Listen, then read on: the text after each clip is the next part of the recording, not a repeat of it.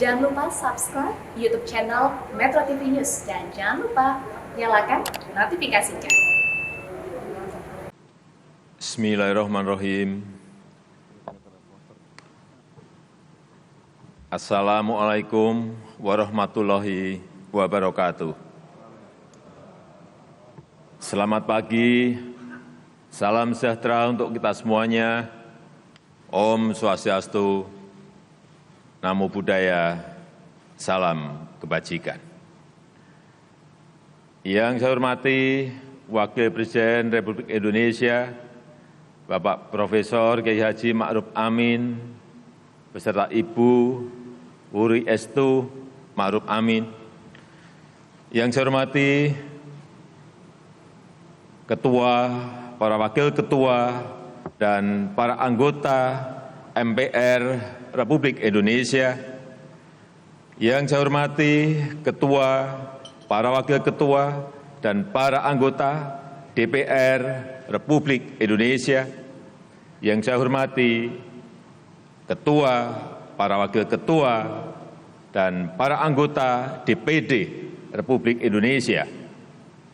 Yang saya hormati Ketua, para Wakil Ketua, dan para anggota lembaga-lembaga negara. Yang saya hormati Ibu Hajah Megawati Soekarno Putri, Presiden Republik Indonesia kelima.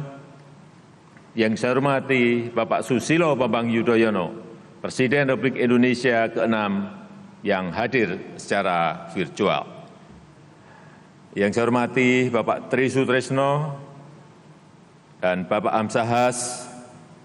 Yang saya hormati Bapak Muhammad Yusuf Kalla beserta Ibu Mufidah Yusuf Kalla. Yang saya hormati Bapak Budiono beserta Ibu Herawati Budiono. Yang saya hormati Ibu Hajah Sinta Nuriyah Abdurrahman Wahid. Yang saya hormati Yang Mulia para duta besar negara-negara sahabat dan para pimpinan perwakilan badan dan organisasi internasional. Yang saya hormati para Menteri Kabinet Kerja, serta Panglima TNI dan Kapolri. Yang saya hormati para Ketua Umum Partai Politik. Yang saya hormati hadirin, saudara-saudara sebangsa dan setanah air. Semestinya seluruh kursi di ruangan sidang ini terisi penuh, tanpa ada satu kursi pun yang kosong. Semestinya sejak 2 minggu yang lalu, berbagai lomba dan kerumunan penuh kegembiraan, karnaval-karnaval, perayaan peringatan Hari Kemerdekaan diadakan, menyelimuti suasana bulan kemerdekaan ke-75 tahun Indonesia merdeka. Namun, semua yang sudah kita rencanakan tersebut harus berubah total. Semua ini tidak boleh mengurangi rasa syukur kita dalam memperingati 75 tahun Indonesia merdeka. Saudara-saudara sebangsa dan setanah air, sebanyak 215 negara tanpa terkecuali sedang menghadapi masa sulit di tengah pandemi COVID-19. Dalam catatan WHO, sampai dengan tanggal 13 Agustus kemarin, terdapat lebih dari 20,4 juta kasus di seluruh dunia, dengan jumlah kematian di dunia sebanyak 744.000 jiwa. Semua negara, negara miskin, negara berkembang, termasuk negara maju, semuanya sedang mengalami kemunduran karena terpapar COVID. Krisis perekonomian dunia juga terparah dalam sejarah. Di kuartal pertama 2020, pertumbuhan ekonomi negara kita masih plus 2,97%. Tapi di kuartal kedua kita telah berada di minus 5,32%. Ekonomi negara-negara maju bahkan minus belasan persen sampai minus 17-20%. Kemunduran banyak negara-negara besar ini bisa menjadi peluang dan momentum bagi kita untuk mengejar ketertinggalan. Ibarat komputer, perekonomian semua negara saat ini sedang macet, sedang hang. Semua negara harus menjalani proses mati komputer sesaat. Harus melakukan restart, harus melakukan rebooting. Dan semua negara mempunyai kesempatan men-setting ulang semua sistemnya. Saya menyambut hangat seruan moral penuh kearifan dari para ulama, para pemuka agama, dan tokoh-tokoh budaya agar menjadikan momentum musibah pandemi ini sebagai sebuah kebangkitan baru. Sekali lagi, kebangkitan baru untuk melakukan sebuah lompatan besar. Inilah saatnya kita membenahi diri secara fundamental, melakukan transformasi besar, menjalankan strategi besar di bidang ekonomi, hukum, pemerintahan, sosial, kebudayaan, termasuk kesehatan dan pendidikan. Saatnya kita bajak momentum krisis ini untuk melakukan lompatan-lompatan besar. Pada usia ke-75 tahun ini, kita telah menjadi negara upper middle income country. Dan 25 tahun lagi pada usia seabad Republik Indonesia, kita harus mencapai kemajuan yang besar, menjadikan Indonesia negara maju. Saudara-saudara sebangsa dan setanah air, kita harus melakukan reformasi fundamental dalam cara bekerja. Kesiapsiagaan dan kecepatan kita diuji. Kita harus mengevakuasi warga negara Indonesia dari wilayah pandemi COVID di Tiongkok. Kita harus menyiapkan rumah sakit, rumah isolasi, obat-obatan, alat kesehatan, dan mendisiplinkan protokol kesehatan. Semuanya harus dilakukan secara cepat dalam waktu yang sangat singkat.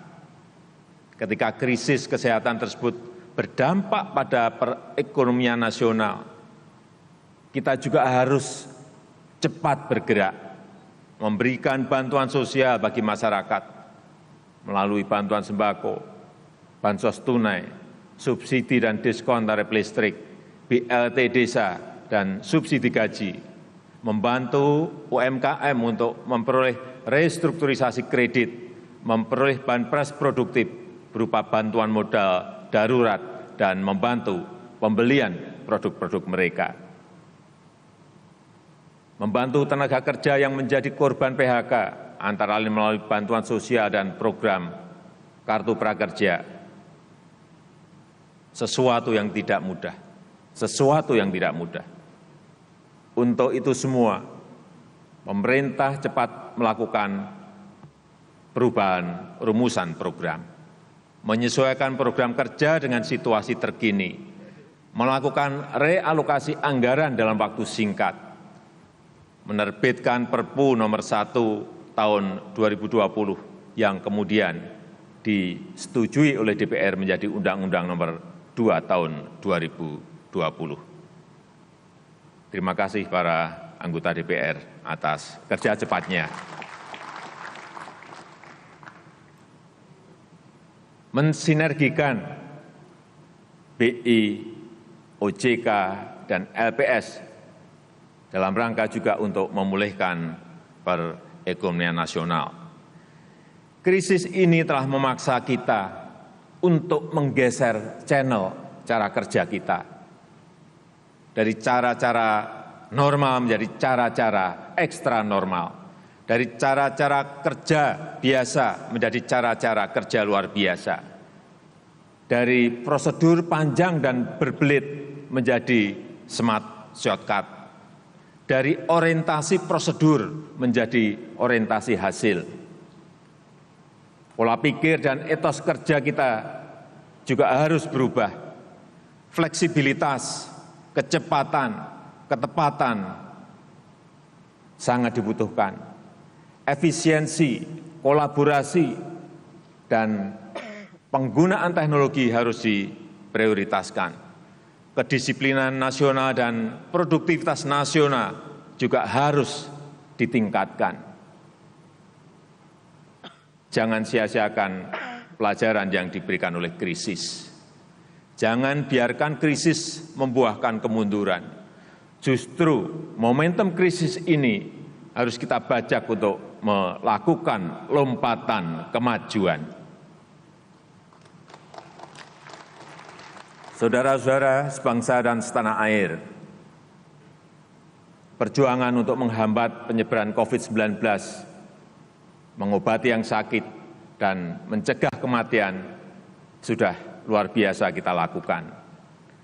Atas nama rakyat, bangsa, dan negara, saya menyampaikan terima kasih dan penghargaan setinggi-tingginya kepada para dokter, perawat, serta seluruh petugas di rumah sakit, di laboratorium, di klinik-klinik kesehatan, dan di rumah isolasi. Kepada tokoh masyarakat, para relawan, awak media, aparat TNI dan Polri, para ASN di pusat dan di daerah. Dengan peristiwa pandemi ini, maka reformasi fundamental di sektor kesehatan juga harus kita percepat. Orientasi pada pencegahan penyakit dan pola hidup sehat harus diutamakan. Penguatan kapasitas SDM, pengembangan rumah sakit dan balai kesehatan, serta industri obat dan alat kesehatan harus diprioritaskan. Ketahanan dan kapasitas pelayanan kesehatan harus kita tingkatkan secara besar-besaran. Demikian pula halnya dengan ketahanan pangan, dengan menjamin kelancaran rantai pasokan makanan dari hulu produksi sampai hilir distribusi ke seluruh wilayah negeri. Efisiensi produksi pangan, peningkatan nilai tambah bagi petani, penguatan koperasi, dan metode korporasi petani akan terus ditingkatkan. Food estate, lumbung pangan sedang dibangun untuk memperkuat cadangan pangan nasional. Bukan hanya di hulu, tetapi juga bergerak di hilir produk pangan industri. Bukan lagi menggunakan cara-cara manual, tetapi teknologi modern dan pemanfaatan kecanggihan digital. Bukan hanya untuk pasar domestik, tetapi juga untuk pasar internasional. Saat ini sedang dikembangkan food estate di Provinsi Kalimantan Tengah dan Provinsi Sumatera Utara. Dan akan dilakukan kemudian di beberapa daerah yang lain, yang merupakan sinergi antara pemerintah, pelaku swasta, dan masyarakat sebagai pemilik lahan maupun sebagai tenaga kerja. Saudara-saudara sebangsa dan setanah air, upaya besar juga telah dan sedang dilakukan dalam membangun kemandirian energi. Tahun 2019 kita sudah berhasil memproduksi dan menggunakan B20, dan tahun ini kita mulai dengan B30. Sehingga kita mampu menekan nilai impor minyak kita di tahun 2019. Pertamina bekerjasama dengan para peneliti telah berhasil menciptakan katalis untuk pembuatan D100, yaitu bahan bakar diesel yang 100% dibuat dari minyak kelapa sawit yang sedang uji produksi di 2 kilang minyak kita. Ini akan menyerap minimal 1 juta ton sawit produksi petani untuk kapasitas produksi 20.000 barel per hari. Hilirisasi bahan mentah yang lain juga terus dilakukan secara besar-besaran. batu bara diolah untuk menjadi metanol dan gas. Beberapa kilang dibangun untuk mengolah minyak mentah menjadi minyak jadi dan sekaligus menjadi penggerak industri petrokimia yang memasok produk industri hilir bernilai tambah tinggi. Biji nikel telah bisa diolah menjadi ferronikel, stainless steel, slab, lembaran baja, dan dikembangkan menjadi bahan utama untuk baterai lithium.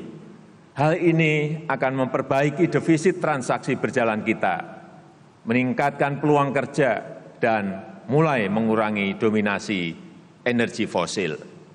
Hal ini akan membuat posisi Indonesia menjadi sangat strategis dalam pengembangan baterai lithium, mobil listrik dunia, dan produsen teknologi di masa depan. Prinsip yang sama juga kita gunakan dalam membangun kawasan industri lainnya, termasuk pembangunan super koridor ekonomi pantai utara Jawa, kawasan industri Batang, serta Subang Majalengka sedang dikembangkan dalam waktu singkat, dirancang untuk mampu mengundang investasi berkualitas yang bersinergi dengan UMKM kita, yang memberikan nilai tambah signifikan untuk perekonomian nasional, serta menyerap tenaga kerja dalam jumlah besar. Kawasan industri serupa juga akan dibangun di berbagai daerah di seluruh Indonesia, yang selalu bersinergi dengan kewirausahaan masyarakat dan UMKM, untuk menyediakan kesempatan kerja bagi generasi muda yang belum bekerja, dan meningkatkan pemerataan pembangunan di seluruh pelosok negeri. Oleh karena itu, ekosistem nasional yang kondusif bagi perluasan kesempatan kerja yang berkualitas harus kita bangun. Penataan regulasi harus kita lakukan. Regulasi yang tumpang tindih, yang merumitkan, yang menjebak semua pihak dalam resiko harus kita sudahi.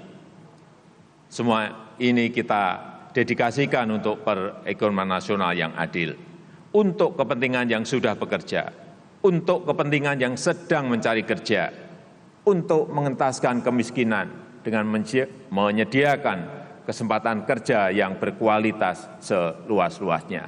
Kita ingin semua harus bekerja, kita ingin semua sejahtera. Saudara-saudara sebangsa dan setanah air, ekosistem nasional yang produktif dan inovatif tidak mungkin tumbuh tanpa ekosistem hukum, politik, kebudayaan, dan pendidikan yang kondusif.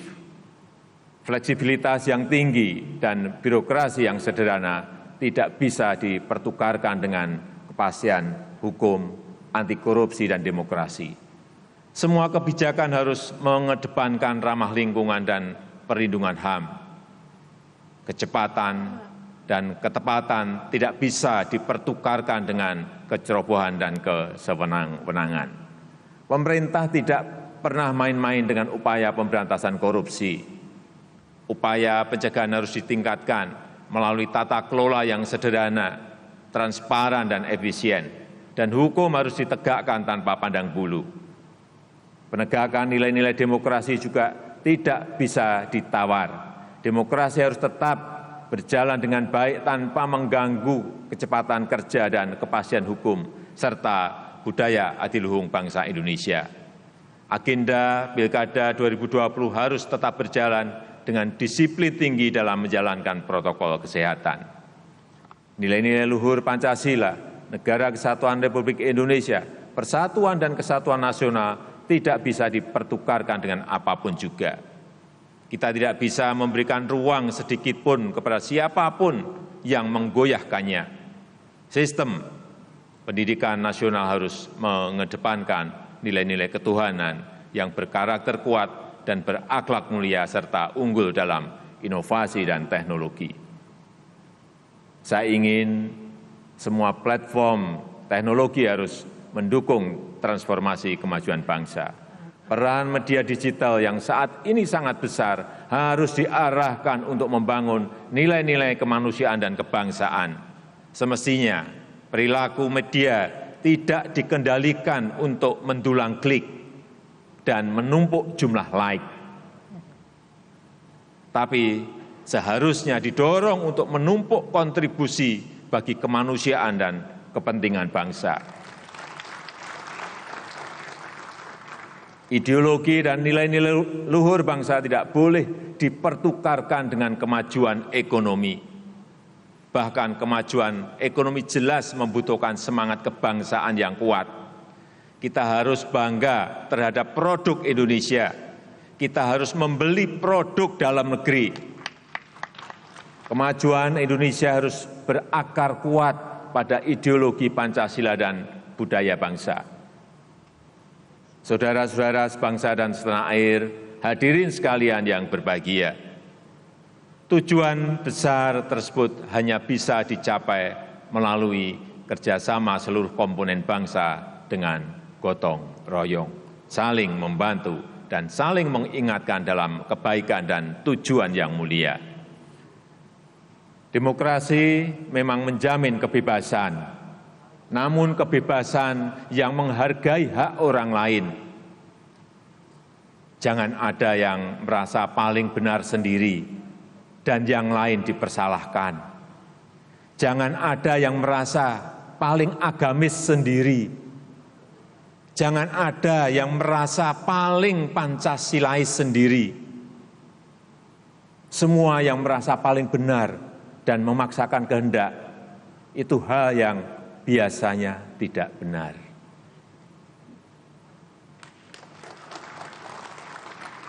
Kita beruntung bahwa mayoritas rakyat Indonesia dari Sabang sampai Merauke, dari Miangas sampai Pulau Rote, menjunjung tinggi kebersamaan dan persatuan, penuh toleransi dan saling peduli, sehingga masa-masa sulit sekarang ini bisa kita lalui dan kita tangani secara baik.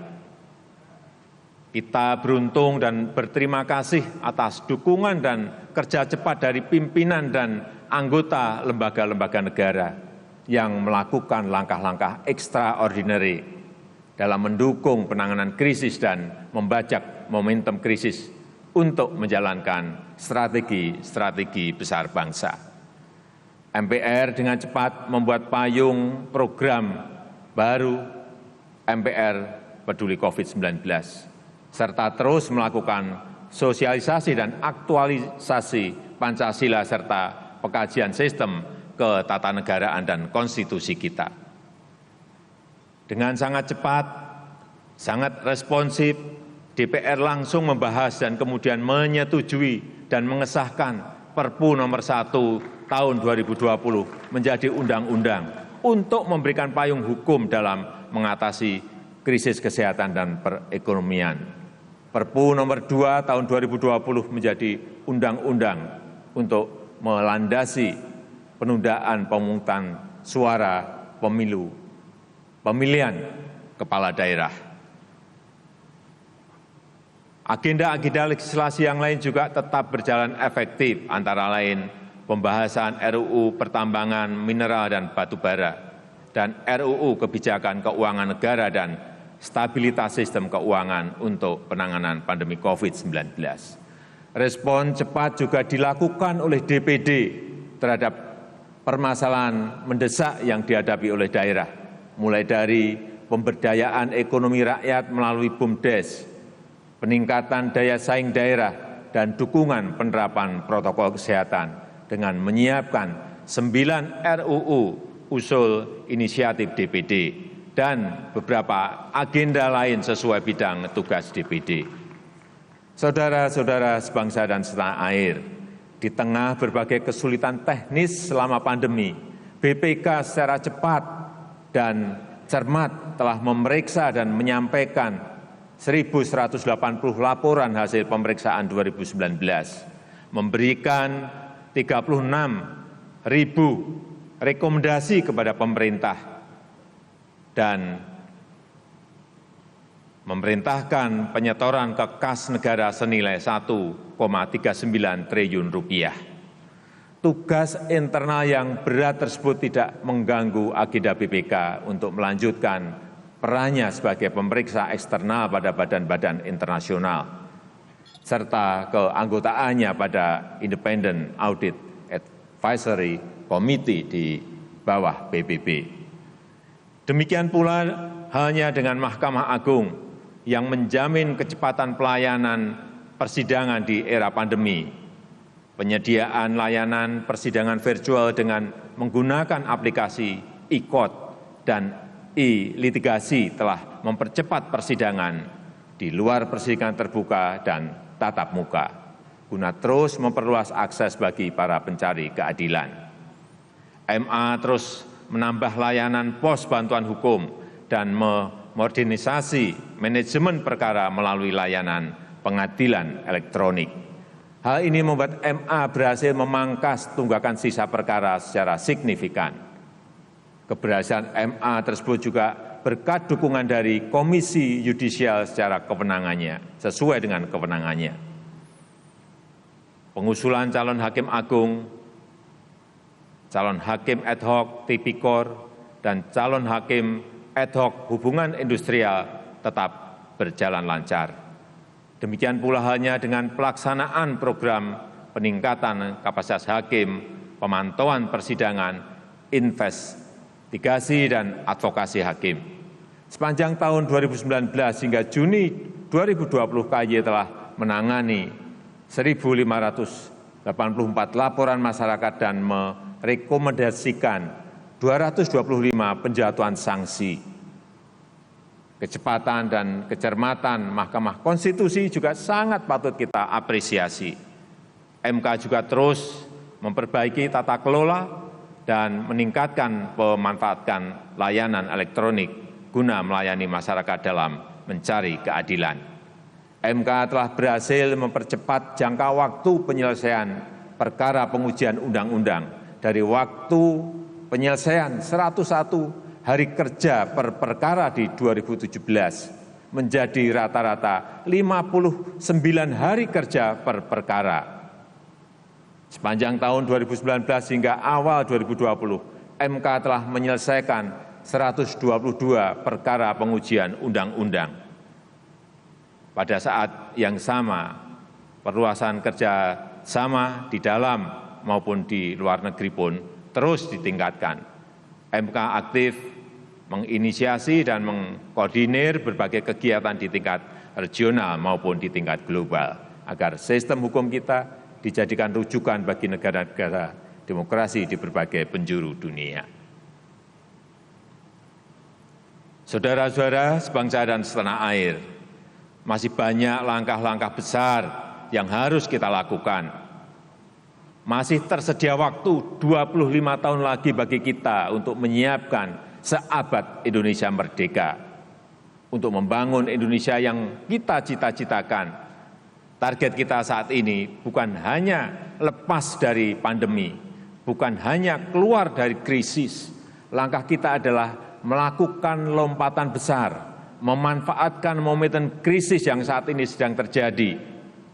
Krisis memberikan momentum bagi kita untuk mengejar ketertinggalan, untuk melakukan lompatan transformasi besar dengan melaksanakan strategi besar.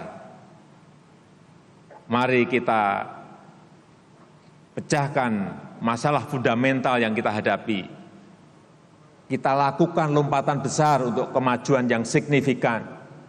Kita harus bajak momentum krisis ini. Kita harus serentak dan serempak memanfaatkan momentum ini, menjadikan Indonesia setara dengan negara-negara maju, menjadikan Indonesia maju yang kita cita-citakan. Dirgahayu Republik Indonesia, Dirgahayu Negeri Pancasila, Merdeka! Terima kasih. Wassalamualaikum warahmatullahi wabarakatuh. Om Santi Santi Santi Om. Namo Buddhaya. Salam kebajikan.